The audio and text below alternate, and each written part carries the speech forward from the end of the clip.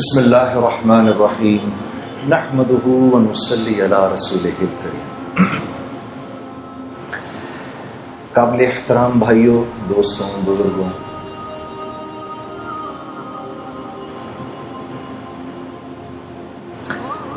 ہر چیز اپنی قیمت اس وقت رکھتی ہے جب وہ اپنے مقصد پر ہو، اور جب مقصد سے ہٹ جاتی ہے تو بے قیمت ہو جاتی ہے۔ اس مسجد کے اندر یہ جو پنکھے ہیں یہ ہمیں ہوا دینے کے لیے ہیں۔ یہ جب تک ہمیں ہوا دیتے رہیں گے ہم ان کی صفائی بھی کرتے رہیں گے، اور یہ مسجد کی زینت بھی بنے رہیں گے۔ یہ لائٹیں جب تک روشنی دیتی رہیں گی تو یہ صاف بھی کی جائیں گی، اور مسجد جو کہ خدا کا گھر ہے اس کا حصہ بھی بنی رہیں گی۔ لیکن جس دن یہ ہمیں ہوا دینا بند کر دیں گے، یہ یہاں سے اتار کے باہر پھینک دیے جائیں گے، اور ان کی قیمت کباڑیا لگائے گا اور یہ بے قیمت ہو جائیں گے۔ انسان کے بھی دنیا میں بھیجے جانے کا ایک مقصد ہے، یہ بے مقصد نہیں بھیجا گیا، اور اس مقصد کو اللہ رب العزت نے خود ہی بیان فرما دیا، اور فرمایا دیکھو وما خلقت الجن والانس الا لا الہ الا، نہیں کوئی معبود سوائے اللہ کے ہو ہی نہیں سکتا۔ بالکل اسی طریقے سے وما خلقت الجن والانس الا لیعبدون، میرے بندے ہم نے تمہیں بنایا ہی نہیں کسی اور مقصد کے، ایک ہی مقصد ہے دنیا میں بھیجے جانے کا کہ تم ہمارے بن کے رہو، جو ہم کہیں اس کو پورا کرو، جو ہم کہیں وہ تمہاری زندگی کا مقصد ہو۔ اے اللہ من چاہی نہیں چلے گی، رب چاہی چلے گی۔ تو یہاں دنیا میں انسان صرف اس لیے بھیجا گیا ہے کہ یہ اللہ کی مان کے زندگی گزارے۔ دراصل اللہ کی منشا تو کچھ اور ہے، منشا تو اس سے بھی آگے کی ہے۔ میرے نبی آپ فرما دیجئے ان صلاتی و نسکی و محیای و مماتی للہ رب العالمین، منشا تو یہ ہے۔ آپ ان سے کہہ دیں کہ آپ کی نماز، آپ کی قربانی، آپ کی زندگی کا مقصد، آپ کا جینا مرنا صرف اللہ کے لیے۔ اللہ کے نبی صلی اللہ علیہ وسلم کو تو دراصل یہ بات بتانے کی ضرورت بھی نہیں، کہ اللہ کے نبی تو یہ بات جانتے ہیں، لیکن آپ کے ذریعے آپ کی امت کو یہ بتانا مقصود تھا کہ یہ دنیا میں آئے کیوں ہیں، یہ دنیا میں بھیجے جانے کا مقصد ہے۔ یہ پوری کائنات ہے جو ہم اپنے ارد گرد دیکھتے ہیں میرے عزیز دوستو، یہ پوری کی پوری کائنات اللہ نے انسان کے لیے بنائی ہے۔ اس کائنات میں سے انسان کو نکال دیں تو یہ کائنات پھیکی پڑ جاتی ہے، اس کا کوئی مقصد نہیں، کیونکہ اللہ رب العزت نے انسان کو اس دنیا میں بھیجنے کے بعد انسان کو وہ دو اختیارات دیے جو انسان کے علاوہ اللہ نے کسی کو نہیں دیے، اور ان دو اختیارات کا تعلق بھی اللہ کی ذات سے براہ راست ہے، اور وہ یہ کہ اللہ نے انسان کو یہ عقل اور علم دیا کہ انسان اپنا استعمال بھی جانتا ہے اور اپنے ارد گرد کی چیزوں کا استعمال بھی جانتا ہے۔ یہ جو بکری آپ دیکھتے ہیں، اس بکری کو نہیں پتا میرا کیا استعمال ہے، یہ نہیں جانتی، نہ اس کو یہ پتا ہے کہ مرغی کا کیا استعمال ہے۔ یہ جو گھوڑا آپ دیکھ رہے ہیں یہ اپنا استعمال نہیں جانتا، نہ یہ اونٹ کا استعمال جانتا ہے۔ اتنی بڑی ویل مچھلی یہ اپنا استعمال نہیں جانتی، نہ یہ ارد گرد کی چیزوں کا استعمال جانتی ہے۔ یہ سورج جو آپ دیکھ رہے ہیں کتنی بڑی مخلوق ہے، یہ اپنا استعمال نہیں جانتا، نہ ارد گرد کی چیزوں کا استعمال جانتا ہے. انسان کے علاوہ اس کائنات کی ہر مخلوق اللہ کے حکم میں پوری کی پوری جکڑی ہوئی ہے. انسان کو یہ تھوڑا سا اختیار دیا ہے. یوں تو انسان بھی پورا کا پورا اللہ کے حکم میں جکڑا ہوا ہے. نہ یہ اپنی مرضی سے آیا، نہ یہ اپنی مرضی سے یہاں رہ رہا ہے، نہ یہ اپنی مرضی سے یہاں سے جائے گا. یہ کس کے گھر پیدا ہوگا یہ نہیں جانتا. کون اس کے ماں باپ ہوں گے یہ نہیں جانتا. کل کو شادی کے بعد اللہ اس کو اولاد دے گا کہ نہیں دے گا اس کے بس کی بات نہیں ہے، یہ نہیں جانتا. بیماری سے بچ جائے اس کے بس کی بات نہیں ہے. بیماری سے باہر نکل آئے اس کے بس کی بات نہیں ہے. موت سے بچ جائے اس کے بس کی بات نہیں ہے. تو یوں تو یہ بھی بالکل اللہ کے حکم میں جکڑا ہوا ہے. بس تھوڑا سا اللہ نے اس کو یہ اختیار دیا ہے کیونکہ اس کے ساتھ اللہ نے جنت اور جہنم کا معاملہ رکھنا ہے. اس کے ساتھ اللہ نے جنت اور جہنم کا معاملہ رکھنا ہے. یہی وہ اختیار ہے میرے عزیز دوستو جس کی بنیاد پر اللہ نے انسان کو باقی تمام مخلوق سے اشرف بنایا ہے اور یہ اشرف المخلوقات کہلاتا ہے. صرف ایک یہ وجہ ہے، ورنہ تو دیکھو کتنا کمزور ہے. اپنی پیدائش کے وقت اس کو تو ہوش ہی نہیں ہوتا. اس کے برعکس مچھلی کا بچہ انڈے سے نکلتا ہے فوراً تیرنا شروع کر دیتا ہے. مرغی کا بچہ انڈے سے نکلتا ہے چلنا شروع کر دیتا ہے. بکری کا بچہ تھوڑی دیر میں کھڑا ہو جاتا ہے. یہ تو 6 سال تک ہوش پہ نہیں آتا. جسم کا ایک ہلکا سا درجہ حرارت بڑھ جائے تو بیمار پڑ جاتا ہے، ذرا سا کم ہو جائے تو بیمار پڑ جاتا ہے، تھوڑی سردی زیادہ ہو جائے تو بیمار پڑ جاتا ہے، تھوڑی گرمی زیادہ ہو جائے تو تکلیف میں آ جاتا ہے. یہ تو بہت کمزور ہے. لیکن اللہ نے یہ جو اس کو اختیار دیا ہے یہ اس کے باقی تمام اللہ کی مخلوق پر اس کو منفرد کرتی ہے. پھر اللہ نے فرمایا فَأَلْهَمَهَا فُجُورَهَا وَتَقْوَاهَا. میرے بندے اس بات کو ذہن میں رکھنا کہ تیرے اوپر ہم نے اس بات کو الہام کیا ہے کہ تو صحیح اور غلط کے فرق کو سمجھتا ہے. یہ نہیں کہہ سکتے ہم اللہ کو ہمیں پتہ نہیں. کچھ چیزیں ایسی ہیں جو انسان جانتا ہے. جھوٹ ہر معاشرے میں برا سمجھا جاتا ہے، وہ مسلمانوں کا معاشرہ ہو یا غیر مسلموں کا معاشرہ ہو. جھوٹ ہر جگہ برا سمجھا جاتا ہے. بےایمانی ہر جگہ بری سمجھی جاتی ہے. خیانت ہر جگہ بری سمجھی جاتی ہے. ظلم ہر جگہ برا سمجھا جاتا ہے. قتل و غارت ہر جگہ برا سمجھا جاتا ہے. بالکل اسی طریقے سے ہر معاشرے میں سچ پسند کیا جاتا ہے. امانت داری کا مول ہے ہر معاشرے کے اندر. امن و امان ہر معاشرے کی چاہت اور پسند ہے. رحم دلی ہر معاشرے میں پسند کی جاتی ہے. تو اللہ فرما رہے ہیں فَأَلْهَمَهَا فُجُورَهَا وَتَقْوَاهَا. تجھے اتنا علم ہم نے دیا ہے، کل ہمیں نہیں کہنا، الہام کیا ہے. اور یہ کرنے سے پہلے اللہ نے 7 قسمیں کھائی ہیں میرے دوستو. اللہ کو تو قسم کھانے کی ضرورت نہیں ہے، لیکن کیونکہ اللہ اپنے بندے کی فطرت کو پہچانتے ہیں قسم کھائی ہے. 7 قسمیں کھائی ہیں. زمانے کی اور وقت کی قسم کھائی ہے کیونکہ اللہ جانتے ہیں میرا بندہ وقت کی اس کے ہاں قیمت ہے. ہم نہیں کہتے میرے پاس وقت نہیں ہے. تو اللہ جانتے ہیں کہ وقت کی اس کے ہاں قیمت ہے تو قسم کھائے والشمس وضحاها والقمر اذا تلاها والنهار اذا جلاها واللیل اذا یغشاها والسماء وما بناها والارض وما طحاها.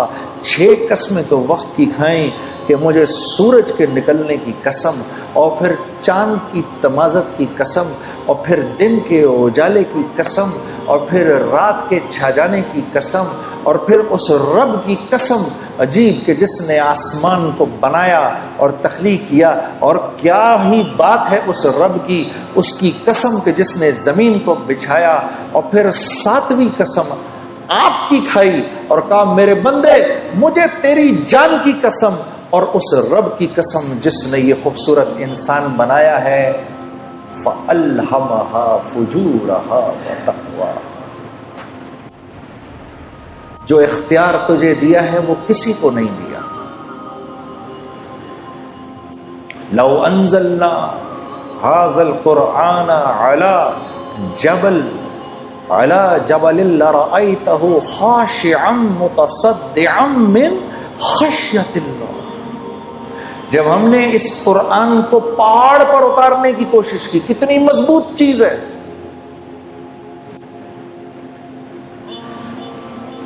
یہ اس پہاڑ کو وہ ہوا نہیں ہلا سکتی جو آگ کو بجھا دیتی ہے، جو سمندر کے پانیوں کو لے کے چلتی ہے، وہ آگ بھی وہ ہوا بھی اس کو اپنی جگہ سے نہیں ہلا سکتی، بڑے بڑے زلزلے بھی پہاڑ کو نہیں توڑ سکتے۔ اس پہاڑ نے اللہ سے کہا یا اللہ یہ قرآن میرے اوپر نہیں اتارنا، میں تیرے حکم نہیں پورا کر سکتا کیونکہ میں تو تیرے حکم میں جکڑا ہوا ہوں۔ انسان نے کہا اے اللہ ہم پر اتار، ہم تیرے حکموں کو پورا کریں گے۔ تو یہ ذمہ داری لیے بیٹھے ہیں میں اور آپ۔ قد افلح من زکاہا، اللہ فرما رہے ہیں میرے بندے اگر تو نے اپنے نفس کو، اگر تو نے اپنی خواہشات کو میرے حکموں کے تابع کر دیا تو تو کامیاب ہو جائے گا، کیونکہ یاد رکھ نفس پر تو چلنے کے لیے نہیں ہے، نفس پر جانور چل سکتا ہے، کیونکہ جانور کو تو ہم نے کوئی اختیار دیا ہی نہیں، وہ تو اچھائی اور برائی کو نہیں سمجھتا۔ کتے کو کل اللہ پکڑ کر جہنم میں نہیں ڈالے گا کہ تو نے فلاں کی ٹانگ کیوں پکڑی، وہ کہے گا یا اللہ تو نے مجھے جس فطرت پر پیدا کیا میں نے پوری زندگی اس فطرت پر گزار دی، میں نے اسی فطرت پر زندگی گزاری۔ سانپ کو اللہ جہنم میں نہیں ڈالے گا کہ تو نے کیوں کاٹا فلاں کو، وہ کہے گا اللہ یہ تو نے بات میری فطرت میں ڈالی تھی اور میں بالکل پورا کا پورا تیرے حکموں پر چلا ہوں۔ شیر کہے گا اے اللہ میں نے کبھی گھاس نہیں کھائی، میں نے کبھی پھل نہیں کھائے، وہ تو نے انسانوں کے لیے بنائے تھے، میں نے کبھی سبزیوں پر منہ نہیں مارا کیونکہ وہ میرے لیے تھا ہی نہیں، میری تو جو تو نے فطرت بنائی میں اسی فطرت پر چلا۔ بکری اللہ سے، گھوڑا اللہ سے، اونٹ اللہ سے کہے گا یا اللہ ہم نے کبھی گوشت کو منہ نہیں لگایا، جو تو نے گھاس پھوس ہمارے لیے بنائی ہم نے وہی کھائی۔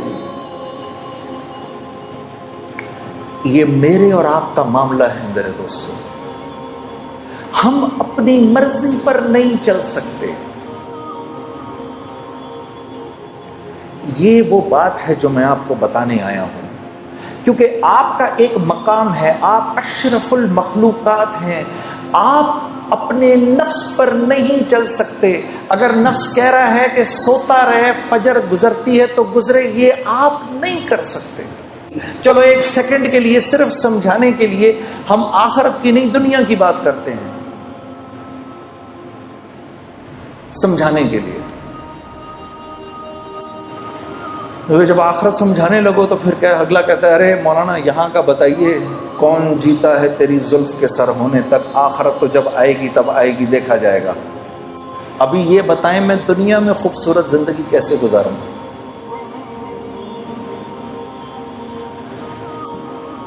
کل کراچی ایئرپورٹ پر جب میں یہاں آ رہا تھا تو ایک بھائی میرے پاس آ کے بیٹھ گئے، اور مسجد میں نماز پڑھنے لگے تھے تو وہ میرے پاس بیٹھ گئے، مجھے کہنے لگے مجھے بتائیں میں دنیا میں ایک خوبصورت زندگی کیسے گزار سکتا ہوں؟ میں نے کہا میں اگر آپ کو یوں بتاؤں اور اگر آپ میری بات پر عمل کر لیں تو آپ یقین کریے کہ اللہ رب العزت کی ذات، اس کی یہ منشا ہر وقت کی منشا ہوگی کہ آپ کی زندگی ایک خوبصورت زندگی بن جائے، اور جس کے لیے اللہ رب العزت طے فرما لیں کہ اس کی زندگی خوبصورت ہوگی، ساری کی ساری کائنات مل کر اگر اس کی زندگی کو خراب کرنا چاہے، اس کو پریشان کرنا چاہے تو نہیں کر سکتی۔ اور اگر اللہ یہ فیصلہ فرما لیں کہ نہیں یہ نافرمان ہے، اس کی زندگی میں اس کو ہم خوف اور غم کا لبادہ پہنائیں گے ہی، 7 ارب انسان اگر مل کر آپ کی زندگی کو خوبصورت بنانا چاہیں تو نہیں بنا سکتے۔ اس کو کہتے ہیں لا الہ الا اللہ۔ یہ ہے لا الہ الا اللہ،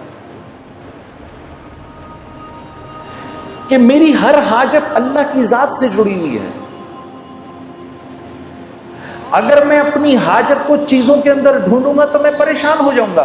اگر میں یہ سمجھوں گا کہ میرے بھوک کا تعلق میرے معدے سے ہے تو پھر میں مخلوق سے جا کر اپنی ضرورت کو پورا کرنے کی کوشش کروں گا۔ مخلوق تو خود ضرورت مند ہے، انہیں تو خود ضرورت ہے، وہ تو خود بھوکے ہونے والے ہیں تھوڑی دیر کے اندر، اس کو تو خود بھوک لگنے لگی ہے تھوڑی دیر میں۔ میرے دوستوں، بھوک آتی ہے اللہ کے بھوک کے خزانوں سے، اس کا تعلق معدے سے نہیں ہے۔ آج تو یہ بات اتنی عجیب ہے کہ اس بات کو کرو بھی تو مسلمان کی اولاد بھی آپ کی شکل کو ایسے دیکھتی ہے کہ جیسے پتہ نہیں کون سی انوکھی بات کہہ رہا ہوں میں، لیکن یہ سچ ہے، یہ اللہ کی سنت ہے، اس نے کبھی تبدیل نہیں ہونا۔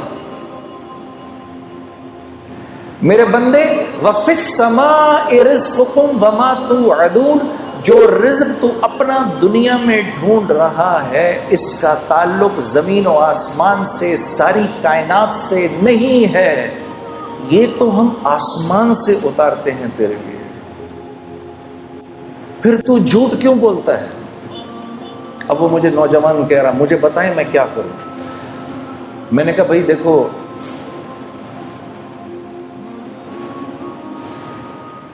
دنیا میں اگر اللہ کی مان کے چلو گے تو یہ اللہ کا وعدہ ہے کہ اللہ تمہیں حیات طیبہ دیں گے، اور حیات طیبہ اور زندگی کا نام ہے۔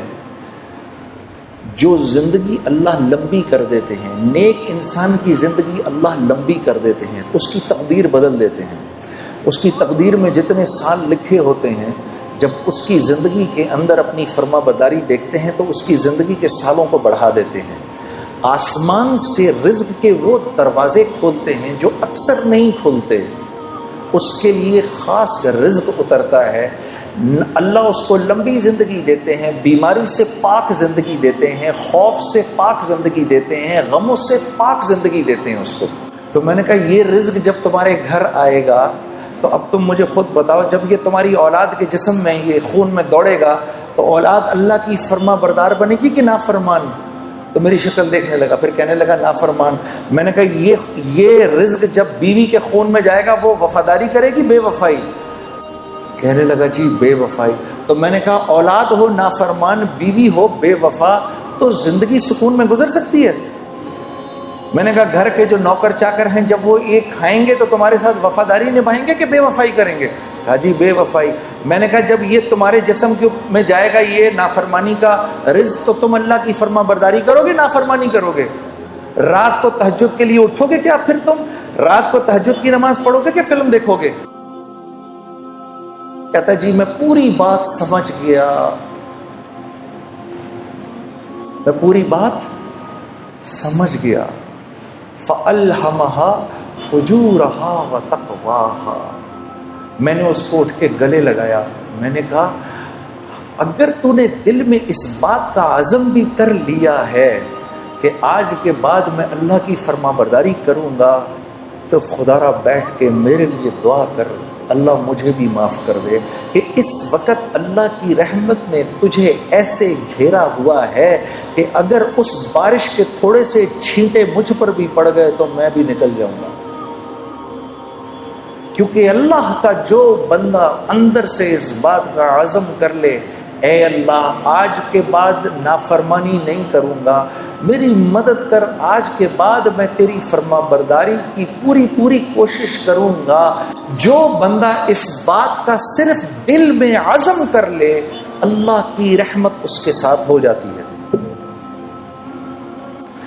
وہ ایک قدم چلتا ہے، اللہ اس کے ساتھ 10 قدم چلتے ہیں۔ وہ اللہ کی طرف چل کے جاتا ہے، اللہ اس کی طرف دوڑ کے جاتے ہیں. یہ اللہ کا وعدہ ہے.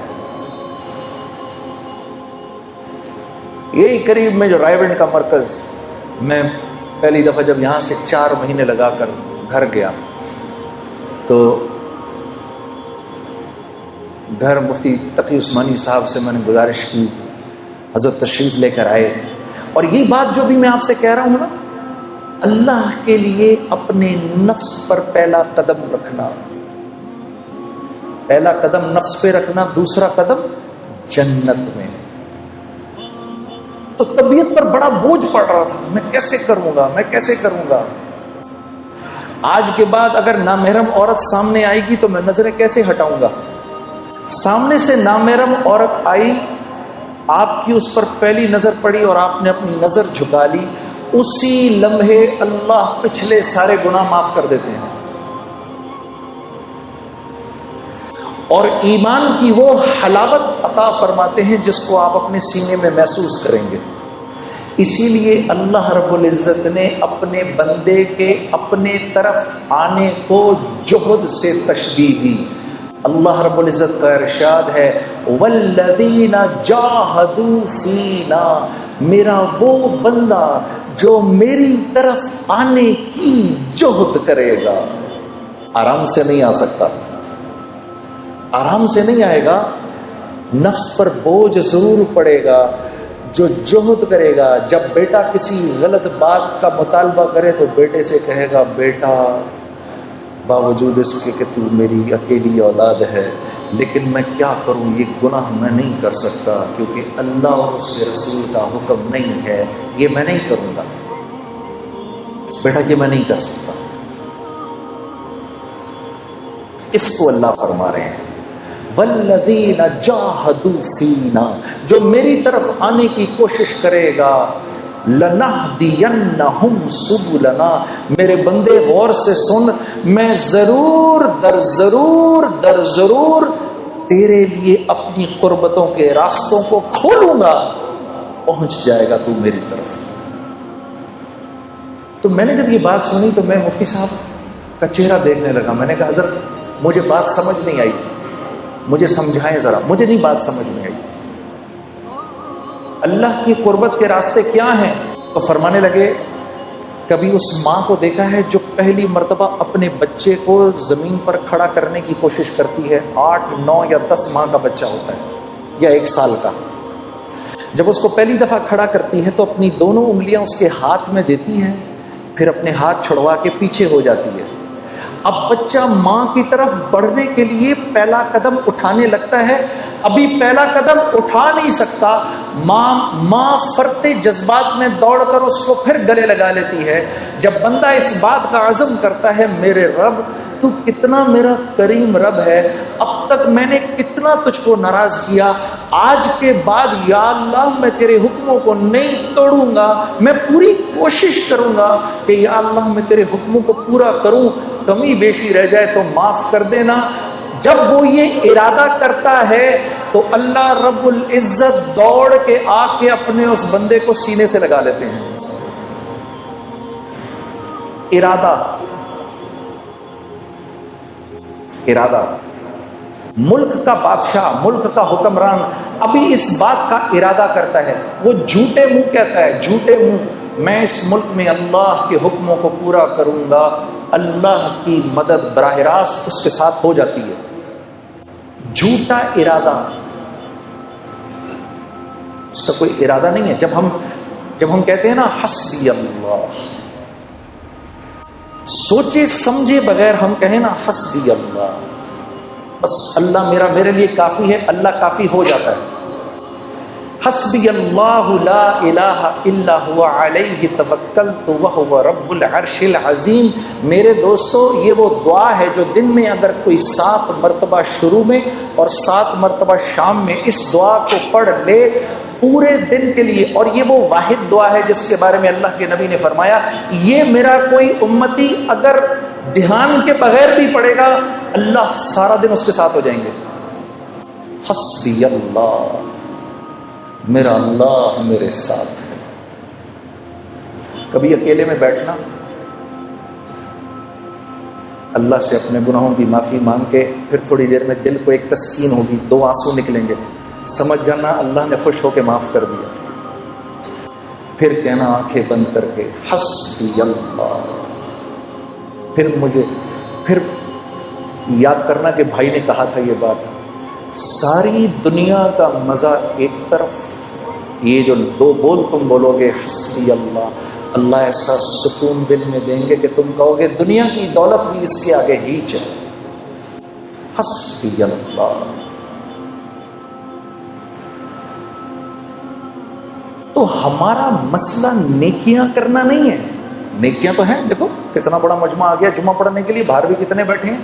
ہمارا مسئلہ نیکیاں کرنا نہیں ہے، ہمارا مسئلہ برائی سے بچنا ہے۔ برائی سے نہیں بچا جاتا۔ برائی سے بچنے کا کیا مطلب ہے؟ کیا گناہ نہیں ہوں گے؟ نہیں، گناہ ہوں گے۔ برائی سے متقی کون ہے؟ وہ جو گناہ نہیں کرتا؟ نہیں، متقی تو وہ ہے جو گناہ کرتا ہے فوراً معافی مانگ لیتا ہے، یہ متقی ہے۔ گناہ کیا معافی مانگ لو، اللہ مجھے معاف کر دے، معاف ہو گیا۔ پھر گناہ ہوا، یا اللہ مجھے معاف کر دے، پھر معاف ہو گیا، یا اللہ معاف کر دے۔ کرتے کرتے کرتے اللہ رب العزت ایک وقت آتا ہے، اللہ فرماتے ہیں میرے بندے چل دیکھتے ہیں کہ تو معافی مانگ کے تھکتا ہے یا ہم معاف کر کے تھکتے ہیں۔ تو معافی مانگ مانگ کے تھک جائے گا، ہم معاف کر کے نہیں تھکیں گے۔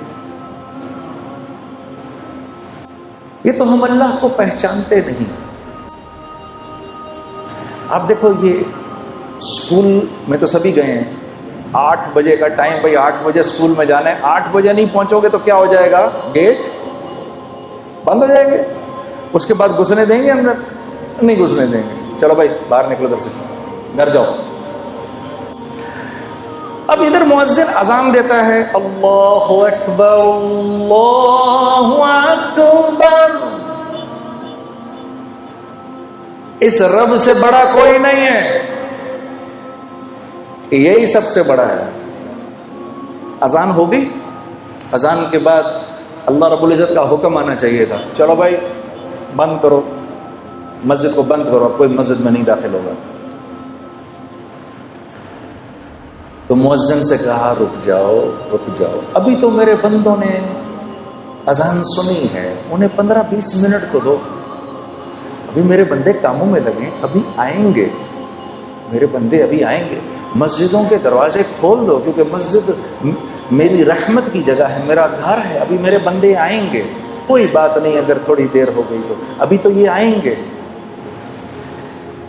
15-20 منٹ کے بعد نماز کھڑی ہوئی، اللہ اکبر، قد قامت الصلاۃ، قد قامت الصلاۃ، نماز کھڑی ہونے لگی ہے، نماز کھڑی ہونے لگی ہے۔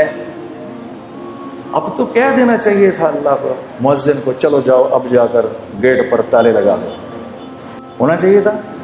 بھائی سمجھ میں آنے والی بات ہے نا، 8 بجے اسکول بند ہو گیا، اب نہیں آ سکتا کوئی اندر، تو اللہ کو بھی تو، اللہ تو اسکول سے بڑا ہی ہے، لیکن نہیں، تالے نہیں لگانا، کوئی بات نہیں، تمہاری نماز کھڑی ہوگی، پیچھے سے میرے بندے آ رہے ہیں، کھول کے رکھو۔ اتنے میں جناب بھائی پہنچے، اللہ اکبر، مولانا نے پڑھنا شروع کیا، الحمدللہ رب العالمین الرحمن الرحیم۔ بھائی پہنچ گئے، یا اللہ میں کیا کروں؟ چپ کر کے کھڑا ہو جائے اس کے پیچھے، یا اللہ میری تکبیر اولا مل جائے گی، مل گئی۔ رکوع کے اندر جانے لگے، رکوع میں چلے گئے، پیچھے سے دوسرے بھائی دوڑے ہوئے آئے، یا اللہ میں کیا کروں؟ چپ کر کے کھڑا ہو جا، یا اللہ میری نماز، چپ کر جا، کھڑا ہو جا، نماز مل گئی۔ 2 رکعت گزری، تیسرے بھائی آئے، یا اللہ کیا کروں؟ چپ کر کے کھڑا ہو جا، تیری بھی نماز ہو گئی۔ تیسری چوتھی رکعت کے اندر لوگ بیٹھے ہوئے ہیں، میں دوڑا دوڑا پہنچا، یا اللہ میں کیا کروں؟ چپ کر کے کھڑا ہو جا، بیٹھ جا، اتحیات پڑھ لے، اور سلام پھیرنے کے بعد جتنی جتنی تمہاری رکعتیں رہ گئی ہیں کھڑی ہو کے پوری کر لو، میں نماز قبول کر لوں گا۔ اتنے میں یہ ایک بھائی بھاگے ہوئے آئے، جب سلام پھیرا، یا اللہ میری نماز رہ گئی، تو میرے نبی کا ارشاد ہے کوئی نماز کے ارادے سے مسجد آئے اور اس کی جماعت چھٹ جائے، اللہ اس کو پوری پوری جماعت کا اجر دیتا ہے۔ ایسا اللہ ہے میرا آپ کا۔ شیطان کو 2 دفعہ اپنے آپ کو دھوکہ دینے مت دو۔ پہلی دفعہ اس نے دھوکہ دیا گناہ کرا کر، اب وہ دوسرا دھوکہ دے گا توبہ کرنے کا کیا فائدہ ہے، تیری توبہ قبول تھوڑی ہونی ہے۔ اس کو بولو اے بدبخت، جب تجھ کو اللہ نے نکالا تھا جنت سے، تو نے 10 دعائیں مانگی، اللہ نے ساری پوری کی، تو میں تو اس کا فرما بردار ہوں، میں تو کلمہ گو ہوں، اگر میں مان پڑوں گا تو میری نہیں مانے گا۔ میرے عزیز دوستو، جب آپ اپنے گناہ کی توبہ کرتے ہیں تو آپ کو پتہ ہے کیا ہوتا ہے؟ جب ہم توبہ کرتے ہیں اللہ اس گناہ کو معاف کر کے نیکی میں بدل کے آخرت کا توشہ بنا دیتا ہے، اور آپ ایسے ہو جاتے ہیں جیسے آپ نے اس گناہ کو کیا ہی نہیں۔ یہ تو ہماری بدقسمتی ہے، ہم اپنے آپ کو اللہ سے دور کیا ہوا ہے۔ یہ وجہ ہے میرے دوستو، جب ہم دعا کرتے ہیں تو دعا نہیں قبول ہوتی، کہ ہماری طبیعتوں سے اللہ سے دوستی لگانا ختم ہو گئی۔ موسیٰ علیہ السلام کے دور میں زوردار قسم کا قحط پڑا، آپ نے سب کو جمع کیا، جمع کر کے آپ میدان میں لے گئے، وہاں آپ نے جا کے جب دعا شروع کی تو لو اور تیز ہو گئی۔ آپ نے کہا یا اللہ میں تو دعا کر رہا ہوں، یہ کیا معاملہ ہے؟ کہا اس مجمع میں ایک آدمی ایسا ہے کہ پچھلے 40 سال سے اس کی ایک نیکی بھی میرے پاس نہیں آئی، اس کے گناہوں کی نحوست ایسی ہے کہ آپ کی دعا بھی قبول نہیں ہو سکتی۔ تو آپ مجمع کی طرف مڑے اور مجمع سے کہا بھائی وہ کون ہے باہر نکل جائے۔ اب وہ جو گناہگار تھا وہ تو نظریں نیچے کی کھڑا ہوا تھا، اس نے دائیں دیکھا یہاں سے شاید کوئی نکلے، بائیں دیکھا یہاں سے کوئی نکلے۔ جب تھوڑی دیر ہوئی تو اپنی عزت بچانے کے لیے اس نے کہا یا اللہ اتنے سال میں نے تیری نافرمانی کی، تو نے کسی کو پتہ نہیں چلنے دیا، اب اتنی دیر ہو گئی ہے، تو ایسا نہ ہو کہ تو اپنے نبی کو بتا دے کہ وہ کون ہے، تو میں کتنا ذلیل ہوں گا۔ یا اللہ میں تجھ سے معافی مانگتا ہوں، تو مجھے معاف کر دے۔ ابھی وہ نیچے اللہ سے مناجات کر رہا ہے، اس کو پتہ نہیں، اپنی عزت بچانے کے لیے وہ مناجات کر رہا ہے۔ اوپر کالے بادل آنا شروع ہو گئے، اور اسی دوران موسیٰ علیہ السلام انتظار کر رہے ہیں تو دھڑا دھڑ اوپر سے بارش شروع ہو گئی۔ کہا یا اللہ یہ کیا ماجرا ہوا؟ کہا میرے نبی میرے بندے نے مجھ سے صلح کر لی، میں نے اس کو معاف کر دیا۔ یا اللہ یہ کون ہے؟ کہا موسیٰ جب نافرمان تھا 40 سال کا، میں نے کسی کو پتہ نہیں چلنے دیا، اب تو وہ میرا ولی بن چکا ہے، میں کیسے بتا دوں وہ کون تھا؟ میرے دوستو آج امت اللہ سے دور ہوئی بیٹھی ہے، کیونکہ اللہ سے دور ہوئی بھی ہے، اپنی ہر مشکل کا حل اس کو اللہ کے غیر میں نظر آتا ہے۔ میں یہ بات ہاتھ جوڑ کے آپ نوجوانوں کے سامنے عرض کرنے آیا ہوں کہ آج کیونکہ ہم اللہ سے دور ہو گئے ہیں اپنے گناہوں کی وجہ سے، تو اللہ رب العزت سے جو حسن ظن ہے وہ بھی ختم ہو گیا ہے۔ اب جب کوئی ضرورت آتی ہے تو خیال اللہ کی طرف جاتا نہیں کہ میں تو اس کی کرتا ہوں نافرمانی، ارے نہیں، میرے گناہوں کی کیا حیثیت ہے اس کی رحمت کے سمندر کے آگے۔ یہ راوی کے دریا میں اپنی ہم اگر 100 قمیضیں لے جائیں اور صاف کرنے تو راوی کتنا گندا ہو جائے گا؟ ارے 1000 قمیضیں لے جاؤ، 1,00,000 قمیضیں لے جاؤ، 1 کروڑ قمیضیں لے جاؤ، جاؤ جا کے راوی کے اندر دھو، راوی نے کیا گندا ہونا ہے؟ تو یہ تو دنیا کا ایک بہتا ایک عام دریا ہے، اللہ کی رحمت کا جوش مارتا دریا، اس کے سامنے ہمارے گناہوں کی کیا قیمت ہے؟ کچھ بھی نہیں۔ بس آدمی بے غیرت نہ بنے، بے باک نہ ہو جائے کہ وہ تو غفور الرحیم ہے جو کرنا ہے کرو، یہ نہ ہو، اندر طبیعت میں اس بات کی ندامت ہو تو یاد رکھو کہ اللہ کے ہاں طاعت کی استکبار سے معصیت کی استغفار زیادہ قیمتی ہے۔ ہاں میرے دوستو آخری بات آپ سے عرض کرتا ہوں، دیکھو 5 باتوں کا